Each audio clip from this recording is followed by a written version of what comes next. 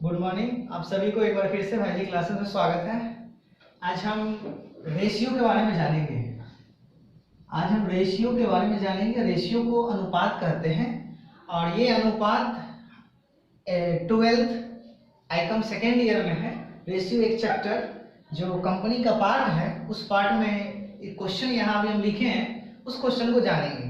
लिखा है from flowing the balance sheet of XYZ limited as on 31st March 2021, 31 मार्च 2021 को समाप्त होने वाले वर्ष के लिए XYZ की चिट्ठा निम्न प्रकार से है।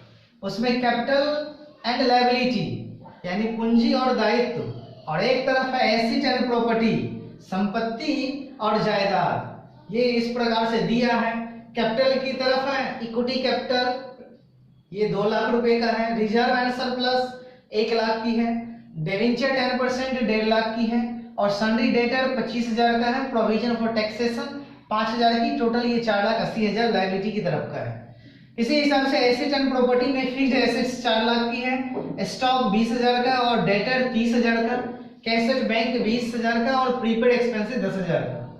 नीचे है calculate current ratio and liquid ratio from the above. हमें चालू अनुपात और ये तरल अनुपात दोनों की गणना करनी है। अब ये चालू अनुपात और तरल अनुपात को गणना कैसे करेंगे आइए जानते हैं।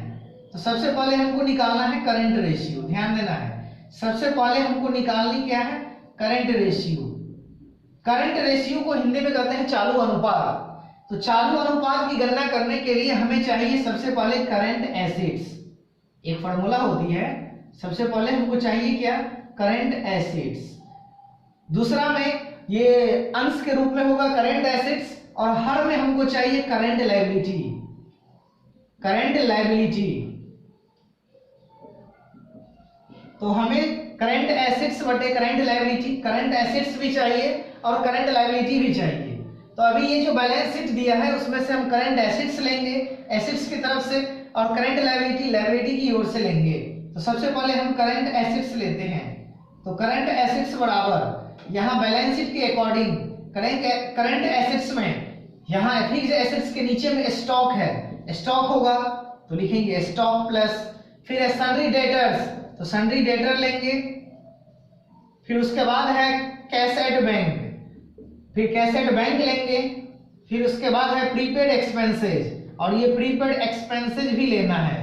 कहने का मतलब फिक्स्ड एसेट्स को छोड़ के जितने भी संपत्ति है सारा का सारा संपत्ति ले लेंगे।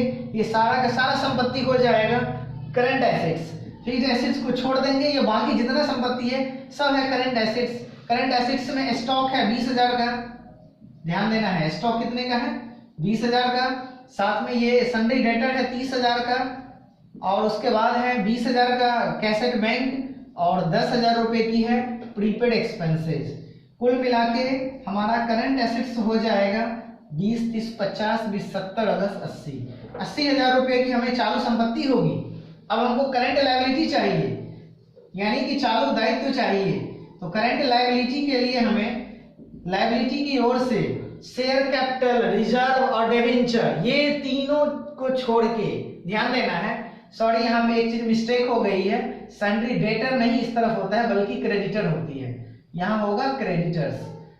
और ये क्रेडिटर्स जो है डिवेंचर को छोड़ के, यहाँ इक्विटीज, रिजर्व, डिवेंचर ये तीनों को छोड़ के ये हमें क्रेडिटर और प्रोविजन फॉर टैक्सेशन यही दोनों लेना है लायबिलिटी। ये दोनों ही लायबिलिटी मेरा चालू दायित्व है। तो अभी लेंगे सन्ड्री क्रेडिटर्स, सन्ड्री क्रेडिटर्स और इसके साथ आ जाएगा provision for taxation, provision for taxation. तो ध्यान देना है करंट लायबिलिटी में हमें सन्ड्री क्रेडिटर्स लेनी है। सन्ड्री क्रेडिटर्स है 25,000 की और साथ में है इसके साथ प्रोविजन फॉर टैक्सेशन 5,000 की और ये दोनों मिलके हो जाएगा 30,000 की। अब लिखेंगे current ratio. Current ratio easy से निकल सकता है क्योंकि करंट एसेट्स और ये करंट लायबिलिटी है। तो यहाँ लिखेंगे करंट रेशियो बराबर CR बराबर करंट रेशियो बराबर करंट एसेट्स। करंट एसेट्स है 80,000, यहाँ लिख देंगे 80,000 और बटे में हो जाएगा ये 30,000। तो ये मेरा काट के निकल जाएगा 8/3 या इसी को हम कह सकते हैं 8:3, या इसको डिवाइड करके भी लिख सकते हैं। यदि इसको डिवाइड करके लिखेंगे तो ये हो जाएगा 2.67:1। यह मेरा करंट रेशियो का उत्तर हो जाएगा। अब इसमें एक और है जिसका नाम है लिक्विड रेशियो। अब हमको लिक्विड रेशियो निकालना है। लिक्विड रेशियो को ही हम लोग कहते हैं तरल अनुपात। लिक्विड रेशियो को कहते हैं तरल अनुपात। लिक्विड रेशियो निकालने के लिए हमें लिक्विड एसिड्स की जरूरत होती है, ध्यान देना है, लिक्विड एसिड्स की जरूरत होती है। अब भट्टे में हमको चाहिए current liability Cl।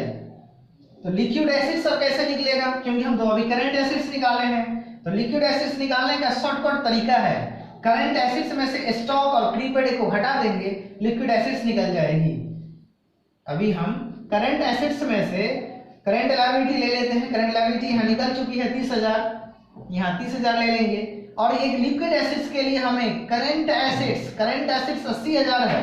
Current assets 80,000 में से स्टॉक घटा देंगे, स्टॉक है 20,000 का, और उसके साथ घटा देंगे ये प्रीपेड एक्सपेंसेस है 10,000 का। ये दोनों घटा के जो बचेगी वो हमारा हो जाएगा लिक्विड एसिड्स।